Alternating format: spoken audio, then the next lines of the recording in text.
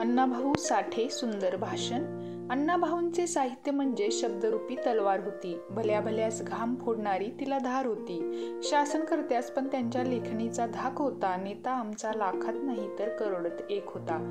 व्यासपीठावर उपस्थित मान्यवर, गुरुजनवर्ग व माझ्या मित्रमैत्रिणींना मी वंदन करते.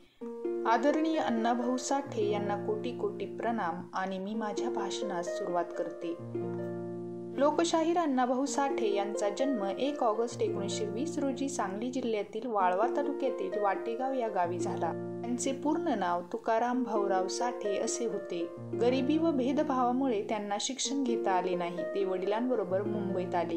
तिथे त्यांना मिळेल ते काम केले. जगण्यासाठी त्यांना खूप संघर्ष करावा लागला, पण ते खचले नाही. नैराश्य हे तलवारीवर साचलेल्या धुळीसारखे असते. धूळ झटकली की तलवार पुन्हा धारदार बनते, अशी त्यांची विचारसरणी होती.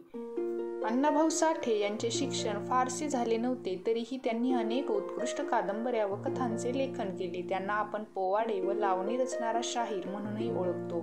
त्यांनी लेखन केलेल्या कादंबरीवर अनेक चित्रपट देखील तयार केले. फकीरा ही त्यांची खूप प्रसिद्ध कादंबरी आहे.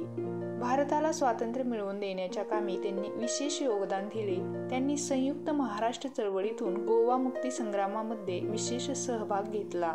दुर्दैवाने 18 जुलै 1969 रोजी अण्णाभाऊ साठे या थोर समाजसुधारकाने या जगाचा कायमचा निरोप घेतला.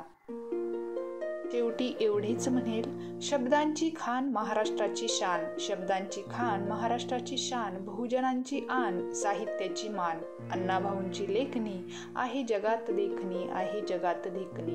धन्यवाद. भाषण आवडले असेल तर एक लाईक नक्की करा आणि आपल्या मी मराठी या यूट्यूब चॅनलला सबस्क्राईब करायला विसरू नका.